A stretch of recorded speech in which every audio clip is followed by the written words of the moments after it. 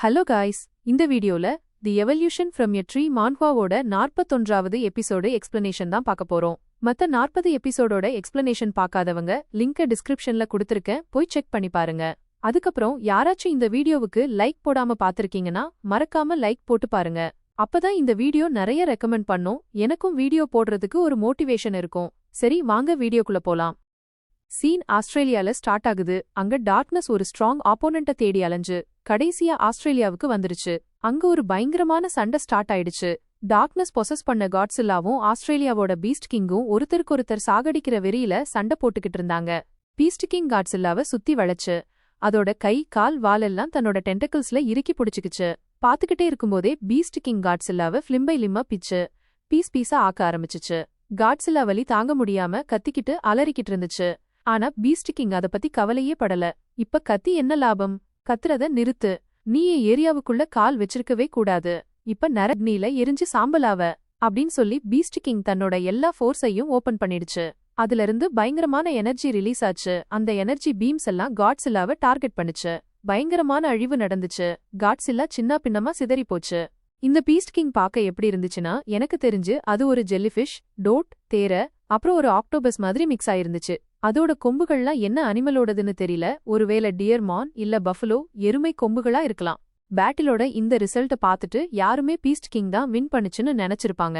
அதனாலதான் கங்காரு பீஸ்டும் ஹாப்பியா இருந்துச்சு. ஏன்னா அதோட மாஸ்டர் வின்னர் ஆயிட்டாரு, அவரோட எனிமிய சின்ன பின்னமா ஆக்கிட்டாரு. ஆனா சடனா ஒரு வினோதமான விஷயம் நடக்க ஆரம்பிச்சுச்சு. காட்ஸில்லாவோட டிஸ்இன்டிகிரேட் ஆன பாடி, எலும்பு கூட இல்லாத பாடி ரீஜெனரேஷன் ஆக ஆரம்பிச்சுச்சு. ஸ்லோவா ஹீல் ஆக ஆரம்பிச்சுச்சு. இப்படி ஒரு ரீஜெனரேஷனை பீஸ்ட் கிங் ஒருபோதும் பார்த்ததில்ல. ஏன்னா அதுக்கு முன்னாடி ஒரு இம்பாசிபிள் விஷயம் நடந்துச்சு. கொஞ்சம் காயம் ஆறிக்கிறது, சில பாடி பார்ட்ஸ் ஹீல் பண்ணிக்கிறதெல்லாம் ஓகே. ஆனா பீஸ்ட் கிங்க்கு முன்னாடி இருந்த ஒரு கிரீச்சர் கொஞ்ச நேரத்துக்கு முன்னாடி கம்ப்ளீட்டா செத்து போச்சு. அதோட வைட்டல்ஸ் கூட இல்ல. அதாவது ஒரு டெட் பாடி உயிரோட வந்துச்சு. நீ யாரு, கடைசியா நீ யாருடா அப்படின்னு பீஸ்ட் கிங் கத்த ஆரம்பிச்சுச்சு. அதோட கத்தல கேட்டு காட்ஸில்லா சிரிக்க ஆரம்பிச்சுச்சு. அடடா, இப்போவே ஷாக் ஆகுறியா? இன்னும் நிறைய இருக்கு. இந்த உலகத்துல மியூட்டன் ட்ரீய தவிர இன்னொரு பவர்ஃபுல் பீஸ்ட் இருக்குன்னு நான் எக்ஸ்பெக்ட் பண்ணல. இங்க வந்து உன் கூட ஃபைட் பண்ணது எனக்கு ரொம்ப ஹாப்பியா இருக்கு அப்படின்னு சொல்லி காட்ஸில்லா சத்தமா சிரிக்க ஆரம்பிச்சுச்சு. ஆனா இப்ப காட்ஸில்லாவ சுத்தி ஒரு டார்க் ஷேடோ பரவ ஆரம்பிச்சுச்சு. அத பார்த்து பீஸ்ட் கிங் கொஞ்சம் பின்னாடி போச்சு. நீ என்ன, இங்க வந்து உன் பர்பஸ் என்ன அப்படின்னு பீஸ்ட் கிங்கோட மனசுல கேள்விகள் ஓடுச்சு. கங்காரு பீஸ்டும் செம்ம சர்ப்ரைஸ் ஆயிடுச்சு. ஏன்னா அது ஃபர்ஸ்ட் டைமா அதோட மாஸ்டரை, ஆஸ்திரேலியா கிங்க பின்வாங்கவும் பயப்படவும் வைக்கிற ஒரு கிரீச்சரை பார்த்துச்சு. எனக்கு என்ன வேணும்னு தெரிஞ்சுக்கணுமா, எனக்கு உன் பாடி வேணும் அப்படின்னு சொல்லி காட்ஸில்லா பீஸ்ட் கிங் கிட்ட போச்சு. அதோட கால்களால இறுக்கி புடிச்சுக்குச்சு. அத விழுங்க ட்ரை பண்ணுச்சு. இப்ப காட்ஸில்லா ஒரு லிசார்ட் மாதிரி தெரியல. அது சுத்தி டார்க் பவர் வெளியே வந்துச்சு. அது பீஸ்ட் கிங்க வாயை திறந்து விழுங்க ட்ரை பண்ணுச்சு, டிவோர் பண்ண ட்ரை பண்ணுச்சு. அப்படி நினைக்கவே நினைக்காதே அப்படின்னு சொல்லி பீஸ்ட் கிங் தன்னோட லாஸ்ட் அட்டாக்க பண்ண ஆரம்பிச்சுச்சு. ஆப்ளிவியஸ் பிளாஸ்ட் யூஸ் பண்ணுச்சு. ஆப்ளிவியஸ்ங்கிறது ஒரு ஸ்பிரிச்சுவல் பிளாஸ்ட். அது எல்லாத்தையும், ஒவ்வொரு மேட்டரையும் அழிக்க முடியும். இதனால டார்க்னஸ் கூட கொஞ்ச நேரத்துக்கு பயந்துடுச்சு. பாத்துக்கிட்டே இருக்கும்போதே பயங்கரமான வெடிப்பு நடந்துச்சு. ஸ்பேஸ்ல இருந்து கூட தெரியற அளவுக்கு ஒரு எக்ஸ்ப்ளோஷன் நடந்துச்சு. அந்த எக்ஸ்ப்ளோஷனால முழு ஏரியாவும் லாவாவா மாறிடுச்சு. காட்ஸில்லாவோட தடயமே இல்லாம போன ஒரு எக்ஸ்ப்ளோஷன், அது முழு ஏரியாவோட டெரெய்னையே மாத்திடுச்சு. அந்த அட்டாக்ல இருந்து இந்த கங்காரு பீஸ்ட் எப்படி தப்புச்சுன்னு தெரியல. ஒருவேளை அதோட மாஸ்டர் அதை காப்பாத்திருக்கலாம். இப்ப டார்க்னஸோட ஒரிஜினல் ஃபார்ம் வெளியே வந்துச்சு. அது ஒரு இனிஷியல் ஸ்டேஜ் ஐ கண் மாதிரி இருந்துச்சு. இதுதான் உன் ஒரிஜினல் ஃபார்மா? பரவாயில்லை, நீ சீக்கிரமே சாக போற. என் ஸ்ட்ராங்கஸ்ட் எபிலிட்டி என்னன்னு உனக்கு தெரியுமா? என் strongest ability creation and combination தான். கிரியேஷன் ஸ்கில்ல நான் என்ன மாதிரி எந்த கிரீச்சரையும் உருவாக்க முடியும். அப்புறம் காம்பினேஷன் ஸ்கில்ல நான் எந்த கிரீச்சரை சாப்பிடுறனோ அதோட ஸ்கில்ல என் சொந்தமா ஆக்கிக்க முடியும். இப்ப நீ என் ஃபுட்டாக போற அப்படின்னு சொல்லி பீஸ்ட் கிங் தன்னோட டிவோர் ஸ்கில்ல ஆக்டிவேட் பண்ணுச்சு. அதனால பீஸ்ட் கிங் உள்ள இருந்து ஒரு டார்க் டீத் கொண்ட உருவம் வெளியே வந்து டார்க்னஸ முழுங்கிடுச்சு. அங்க நடந்தத பார்த்து பரிதாபமான கங்காரு பீஸ்ட் ரொம்ப கன்ஃபியூஸ் ஆகிடுச்சு. அங்க யாரு வின் பண்ணா யாரு தோத்தான்னு அதுக்கு சுத்தமா புரியல. நீங்க வின் பண்ணீங்களா இல்ல தோத்தீங்களா அப்படின்னு கங்காரு பீஸ்ட் டவுட் பண்ண ஆரம்பிச்சதும் அதுக்கு கூஸ்பம்ஸ் வந்துச்சு. ஏன்னா அதோட கிங் இப்ப கர்ஜிக்க ஆரம்பிச்சான். நீ என் மேல டவுட் பண்றியா? நான் தோத்துடுவேன்னு நினைக்கிறியா அப்படின்னு பீஸ்ட் கிங் கங்காரு பீஸ்ட மிரட்ட ஆரம்பிச்சான். தன்னோட எனர்ஜியால அத அழுத்த ஆரம்பிச்சான். கங்காரு பீஸ்ட் ரொம்ப பயந்துடுச்சு. அதனாலதான் அது குனிஞ்சு தன்னோட மாஸ்டர் கிட்ட சாரி கேட்டுச்சு. ஆனா உள்ளுக்குள்ள அதுக்கும் ஒரு டவுட் வந்துச்சு. அதுக்கு முன்னாடி இருக்கிறது அதோட மாஸ்டர் மாதிரி தெரிஞ்சாலும் அதுல இருந்து ஒரு எனிமியோட ஸ்மெல் வந்துச்சு. ஆனா கங்காரு பீஸ்ட் எதுவும் செய்ய முடியல. அதோட மாஸ்டரை எப்படி கேள்வி கேட்க முடியும்? சடனா பீஸ்ட் கிங்கோட ஒரு டென்டக்கிள் கங்காரு பீஸ்ட நோக்கி நீள ஆரம்பிச்சுச்சு. அதனால கங்காரு பீஸ்ட் பயந்துடுச்சு. பீஸ்ட் கிங் அத கொல்ல போறான் இல்லனா ஏதாவது பனிஷ்மெண்ட் கொடுக்க போறான் அப்படின்னு அதுக்கு தோணுச்சு. ஆனா அதுக்கு ஆப்போசிட்டா பீஸ்ட் கிங் அதுக்கு ஒரு டிராப் கொடுத்தான். கங்காரு பீஸ்டுக்கு தன்னோட எனர்ஜியில கொஞ்சமா கொடுத்தான். இப்ப கங்காரு ரொம்ப பவர்ஃபுல்லா ஃபீல் பண்ணுச்சு. இந்த புது பவரை பார்த்து அது ரொம்ப ஹாப்பியா இருந்துச்சு. இது அவ்ளோ மோசமா இல்ல. நான் இப்ப மத்த கிரீச்சர்ஸ்க்கு நியூ எபிலிட்டிஸ் கொடுக்க முடியும்.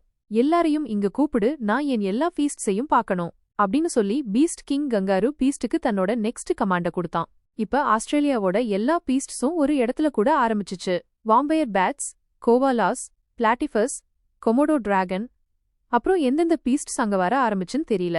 பீஸ்ட்ஸோட ஒரு பெரிய மீட்டிங் அங்க நடக்க போகுது. அதுல முழு காண்டினென்ட்டோட பீஸ்ட் ஆர்மியும் சேர்ந்துச்சு. அத்தனையையும் பார்த்து பீஸ்ட் கிங் சிரிக்க ஆரம்பிச்சான். சீன் மிஸ்டி மவுண்டனுக்கு ஷிஃப்ட் ஆகுது. அங்க ஜியூ தன் வாய்ட் ரூட்ல இருந்து ஒரு டைமென்ஷன் போர்ட்டல ஓபன் பண்ணிருந்தான்.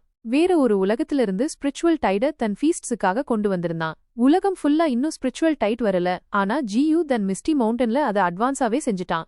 நிறைய பீஸ்ட்ஸ் இவால்வ் ஆகிட்டு இருந்துச்சு. ஜியூவோட ஸ்பிரிச்சுவல் டைட் அவனோட 7 டைமென்ஷன்ஸ்க்கும் போச்சு. அவனோட 7 டைமென்ஷன்ஸும் மெதுவா எக்ஸ்பேண்ட் ஆகிட்டு இருந்துச்சு. ஸ்பிரிச்சுவல் எனர்ஜியால எல்லா டைமென்ஷனும் நிறைஞ்சிச்சு. மிஸ்டி மவுண்டன் ஃபீஸ்ட்ஸ் எல்லாம் அந்த டைமென்ஷன்ல ஈஸியா போயிட்டு வரலாம். அங்க ட்ரைனிங் பண்ணலாம். இதனால ஜியூவுக்கும் ஒரு பிளஸ் பாயிண்ட்.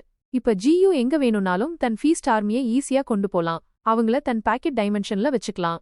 டைமென்ஷன் ஆஃப் லைஃப்ல மெர்மெய்ட் குயினும் வரப்போற ஸ்பிரிச்சுவல் டைட ஃபீல் பண்ணிட்டு இருந்தா. அதுல குளிச்சு தன்னை ஸ்ட்ராங்கரா ஆக்கிக்கிட்டா.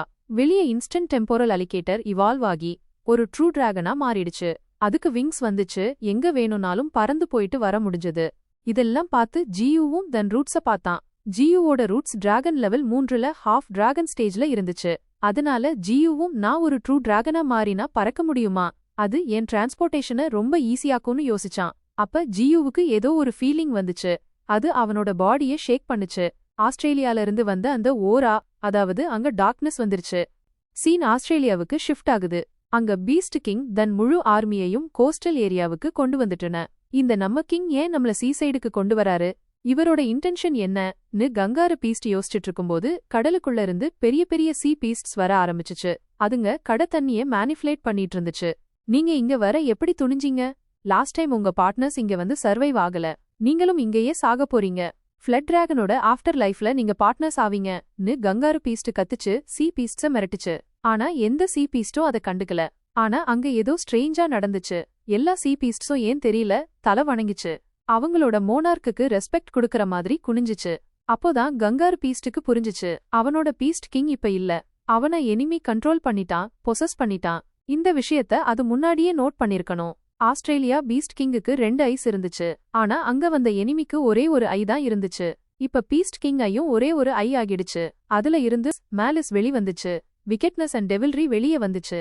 எல்லாம் இங்க வந்துட்டீங்க, வாங்க உங்க இவால்யூஷனுக்கு ரெடி ஆகுங்கன்னு டார்க்னஸ் தன் டென்டக்கல்ஸ காத்துல அசைச்சு ஸ்பிரிச்சுவல் டைடுக்கு கேட் ஓபன் பண்ணுச்சு. அதுவும் இன்டர்டைமென்ஷனல் ஸ்கில் யூஸ் பண்ண ஆரம்பிச்சுச்சு. ஸ்பிரிச்சுவல் டைட் நாலா பக்கமும் ஸ்ப்ரெட் ஆக ஆரம்பிச்சுச்சு. அதுல ஆஸ்திரேலியா பீஸ்ட் ஆர்மியும் கடல் பீஸ்ட்ஸும் எல்லாரும் இவால்வ் ஆக ஆரம்பிச்சாங்க. ஸ்பிரிச்சுவல் எனர்ஜிய அப்சார்ப் பண்ண ஆரம்பிச்சாங்க. ஸ்பிரிச்சுவல் டைடோட இம்பாக்ட் அவுட்டர் வேர்ல்டுலயும் டைம் இப்படியே போயிட்டு இருந்துச்சு. பாக்க 2 வாரம் கடந்து போச்சு. இப்ப உலகம் ஃபுல்லா ஸ்பிரிச்சுவல் டைட் வந்துருச்சு. அது உலகம் ஃபுல்லா மெதுவா மாத்திட்டு இருந்துச்சு. ஆனா லாஸ்ட் டைம் ஸ்பிரிச்சுவல் டைட் வந்த மாதிரி இந்த தடவை இல்ல. வேர்ல்டோட எல்லா கார்னர்லயும் டைமென்ஷனல் கிராக் வந்துச்சு. அதுல இருந்துதான் ஸ்பிரிச்சுவல் டைட் வந்துச்சு. ஸ்பிரிச்சுவல் எனர்ஜி லீக் ஆச்சு. அந்த கிராக்குக்கு கீழ இருந்த வீஸ்ட்ஸ், ஹியூமன் சிட்டிஸ் மட்டும்தான் இவால்வ் ஆக முடிஞ்சுச்சு. மத்தவங்கெல்லாம் பின்னாடி போயிட்டாங்க. அதனால அந்த டைமென்ஷன் கிராக்க தன் கண்ட்ரோல்ல வைக்க ஒரு வார் ஸ்டார்ட் ஆச்சு. எல்லாரும் ட்ரை பண்ணிட்டு இருந்தாங்க. பீஸ்ட்ஸுக்கும் ஹியூமன்ஸுக்கும் நடுவுல மறுபடியும் வார் ஸ்டார்ட் ஆச்சு. இந்த தடவை ஜெயண்ட் பீஸ்ட்ஸ் வெளியில வந்துச்சு. நார்மல் உல்ஃப்ஸ் கூட இப்ப எலிஃபென்ட் சைஸ்ல பெருசா ஆகிடுச்சு. சில இடங்கள்ல மக்கள், நாங்க ஒரு பேர் பார்த்தோம், ஒரு ஜெயண்ட் பேர் பார்த்தோம், அது ஒரு மலை மாதிரி பெருசா இருந்துச்சு, அதோட ஒரு கால் பில்டிங் அளவுக்கு பெருசா இருந்துச்சுன்னு சொல்லிட்டு இருந்தாங்க. இந்த தடவை ஸ்பிரிச்சுவல் டைட் எல்லார்கிட்டையும் மைண்ட் கேம் விளையாடுச்சு. அதனால நாலா பக்கமும் பிளட்ஷெட் நடந்துச்சு. பெரிய பெரிய கண்ட்ரீஸும் தன் கண்ட்ரோல இழந்தாங்க. கேயாஸ் பார்ட்டிசிபேட் பண்ணாங்க. டிஸ்ட்ரக்ஷன் அண்ட் ராவேஜோட ஏஜென்ட்டா மாறினாங்க.